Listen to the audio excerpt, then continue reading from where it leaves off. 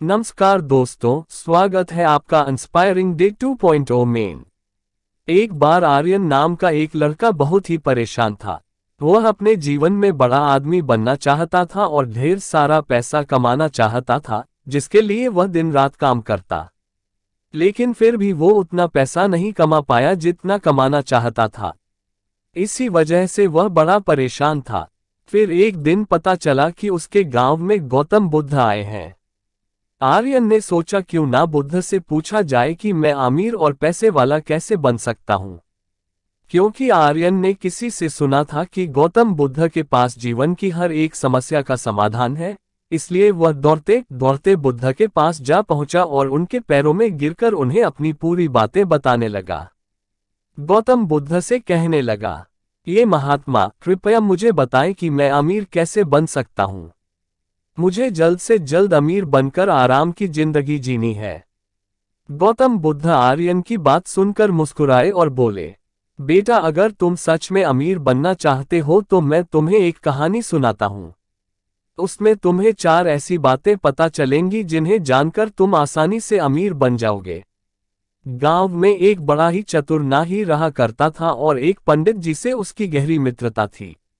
दोनों पूरा दिन साथ साथ रहा करते थे जब मानो के घरों से उनकी जीविका चलती थी। पर ऐसा समय आया कि काफी दिन बीत गए पर किसी जजमान ने उन्हें नहीं बुलाया। अब तो उनकी आगे रोजी रोटी का संकट खड़ा हो गया। परिवार को कैसे पालें, ये समस्या बनी हुई थी।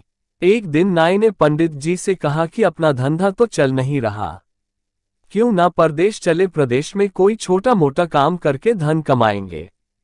उसके बाद वह दोनों थोड़े से पैसे जो पहले से जमा करके रखे हुए थे, उनको लेकर वह दोनों प्रदेश की ओर जाने लगे। इसके साथ ही नाही अपने औजारों की पेटी रख ली। इसके साथ एक छोटी सी रस्सी, एक दही से भरी मटकी और ढोलक और साथ में कुछ सिक्के लेकर चलने लगा। पंडित जी ने पूछा, नाही भाई, आप इतनी सारी चीजों को साथ लेकर क्यों व्यर्थ में बाहर बढ़ा रहे हैं? दही ले चलो, खाने के काम आ जाएगा, परंतु इस रस्सी ढोलक का क्या करोगे? ये तो व्यर्थ में थक आएगी, इन्हें यही छोड़ दो। नहीं कहने लगा, मित्र, कोई भी चीज व्यर्थ नहीं होती, बस उसको सही समय पर इस्तेमाल करना आना चाहिए।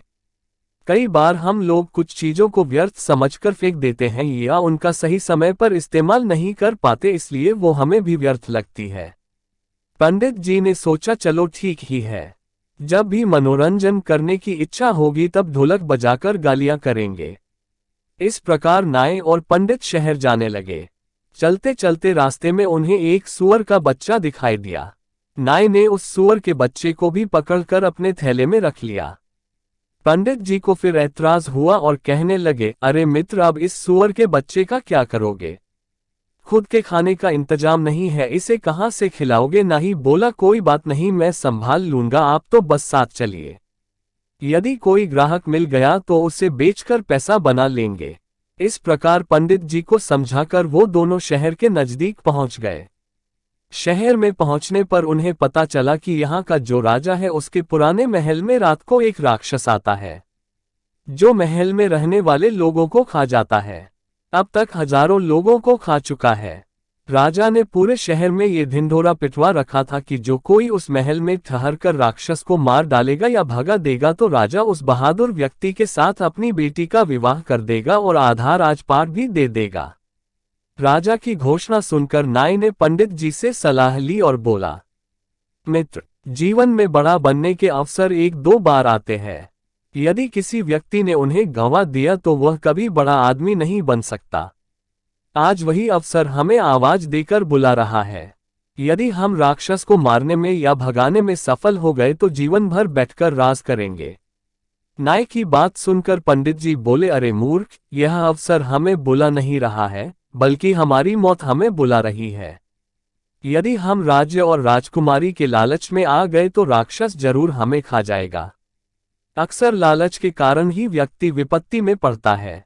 जीव की लालच में मछलियां कांटे में फंसती है, दाने की लोभ में पड़कर पक्षी जाल में फंसता है।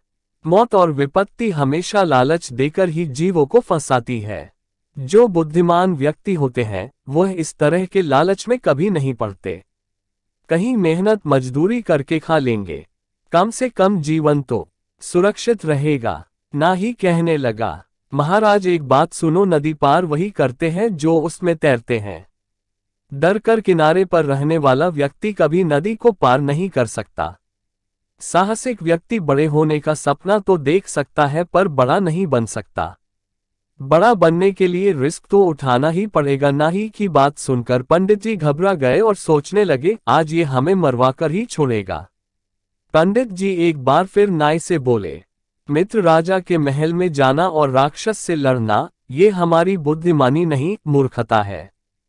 क्यों व्यर्थ ही मुसीबत मोड़ लेना चाहते हो? तुम्हें अपनी जान प्यारी नहीं है क्या? यदि तुम्हें जान प्यारी नहीं है तो कोई बात नहीं, कम से कम मेरे प्राणों की तो चिंता करो। महल में जाना सरासर आत्महत्या करने के समान है। ना ही बोला, मित्र परेशान मत हो, हम जरूर जीतेंगे। जीतने वाले कोई अलग काम नहीं करते, बस वो हर काम को अलग तरीके से करते हैं। गरीबी लाचारी का जीवन जीने से अच्छा है कि मौत से लड़कर हमें उन्नति करनी चाहिए। दरिद्रता का जीवन तो वैसे भी मृत्यु के समान है। हम पूरा जीवन मेहनत करें तो भी इतना नहीं कमा सकते कि राजा बन जाए। थोड़ी सी हिम्मत करके किस्मत आजमाने में क्या जाता है। मरना तो एक ना एक दिन है ही। हिम्मत और बुद्धिबल से काम लेने पर कठिन से कठिन सफलता भी पाई जा सकती है।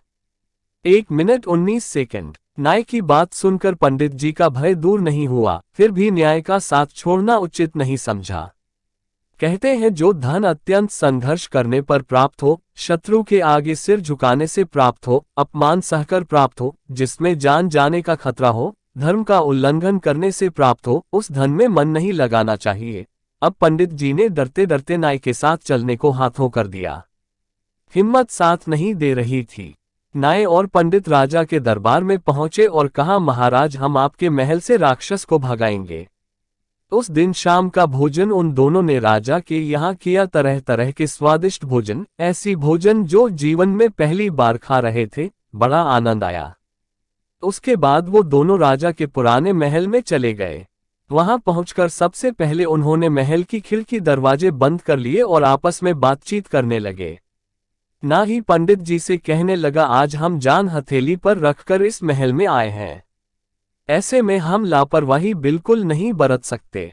विद्वान लोग कहते हैं, मनुष्य को भय से उस समय तक डरना चाहिए जब तक कि वो भय से दूर हो। जब उसका सामना करना पड़ जाए तो फिर बिना डरे बेधड़क होकर उससे भीड़ जाना चाहिए। इसी ने उसकी भलाई है। एक काम करो, आधी रात तक जगकर मैं पहरा देता हूं, तब तक तुम आराम से सो जाओ। आधी रात के बाद तुम जागना और मैं सोऊंगा। पंडित जी ने कहा, ठीक है। उसके बाद पंडित जी सो गए और बेचारा नाही जागकर राक्षस के आने का इंतजार करने लगा।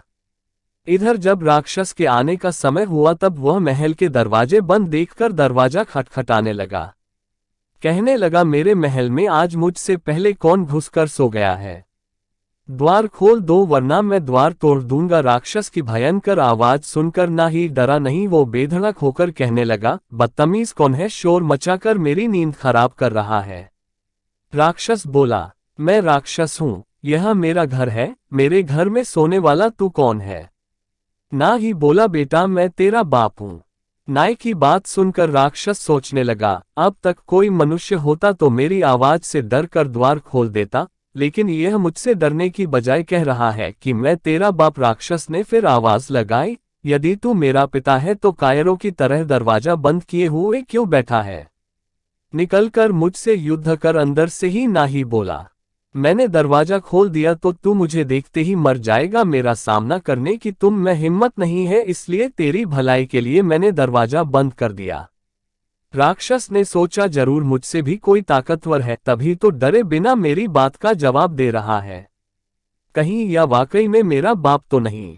फिर सोचा, अगर यह मेरा बाप होगा तो आकार में मुझसे भी बड़ा होगा और बल ने भी। राक्षस बोला, ठीक है, यदि तू मेरा पिता है तो अपना बल दिखा और मेरा भी देख, कुछ अपनी पहचान बता और मेरी भी पहचान देख। इतना कहकर राक्षस ने अपने सिर का एक बाल तोड़कर छिद्र द्वारा महल के अंदर फेंक दिया और कहा, ये देखो मेरा बाल है। राक्षस का बाल काफी मोटा था, तभी जवाब में ना ही अंदर से ही अपने हाथ में से रस्सी को बाहर फेंकते हुए बोला, ये ले देख, ये मेरे मूंछ का बाल है ना।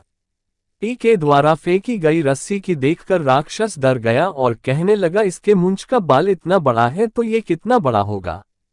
उसने फिर से आजमाइश की। अपने सिर से एक जो पकड़कर अंदर फेंका राक्षस का, जो काफी बड़ा था। अंदर से नाई ने सुआ का बच्चा बाहर फेंकते हुए कहा, ये देख मेरे सिर का जो इतना बड़ा है।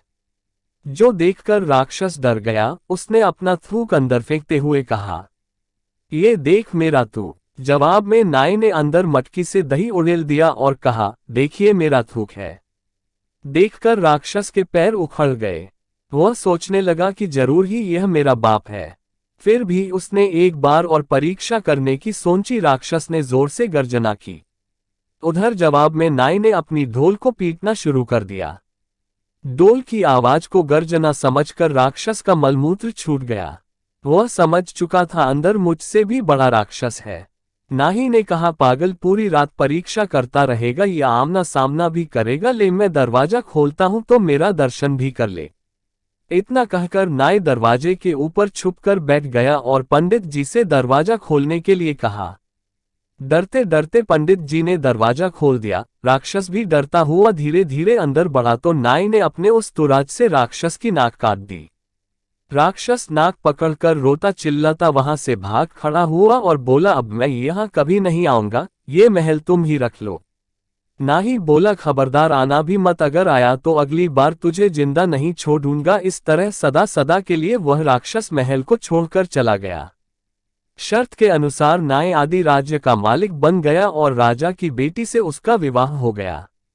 उसने अपने मित्र पंडित को अपना मंत्री बना लिया। राजा के रूप में ही अपने मंत्री पंडित से कहता है, इन 4 बातों को सदैव ध्यान रखना, तुम कभी गरीब नहीं रहोगे। पहली बात, अवसर को पहचानना चाहिए, उसे पकड़ने का प्रयास करना चाहिए और जो उसके पास है उसे व्यर्थ की चीज ना समझकर सही समय पर इस्तेमाल में लेना चाहिए। दूसरी बात, हिम्मत के साथ बुद्धि बल से काम लेना चाहिए। बिना बुद्धि बल की सहायता से सूरवीर भी हार जाते हैं। बुद्धि से मनुष्य छोटा होकर भी बड़ी से बड़ी को पराजित कर सकता है। तीसरा बात, सदैव सोच बड़ी रखो, छोटा सोचने वाला कभी बड़ा नहीं बन सकता। कहते हैं जब सोच बड़ी होगी तो व्यक्ति बड़ा कदम उठाता है। चौथी बात, अमीर बनने के मार्ग में ये 5 चीज बाधाएं बनती है। 1 लापरवाही, 2 बीमारी, 3 संतोष, 4 बुजदिली, 5 अपनी जन्मभूमि से प्यार। उसके बाद बुद्ध ने आर्यन से कहा, यदि इन बातों को तुमने ठीक से समझ लिया तो जीवन में कभी भी गरीबी का मुंह नहीं देखना पड़ेगा। आप धीरे धीरे धनवान बनते चले जाओगे। बुद्ध की सारी बातें आर्यन को समझ में आ गई। उसके बाद आर्यन ने अपने जीवन में उन्हीं 4 बातों को अपनाया और वह धीरे धीरे अमीर बनता चला गया। दोस्तों, अगर आप भी अमीर बनना चाहते हैं, बस इन 4 बातों को गांठ बांध लीजिए, उसके बाद आपको अमीर होने से कोई नहीं रोक सकता। दोस्तों, इस कहानी से आपने क्या सीखा? आप हमें कमेंट बॉक्स में बता सकते हैं और अभी तक आपने इस चैनल को सब्सक्राइब नहीं किए हैं तो सब्सक्राइब कर लीजिए। वीडियो को पूरा देखने के लिए धन्यवाद। नमो बुद्धाय।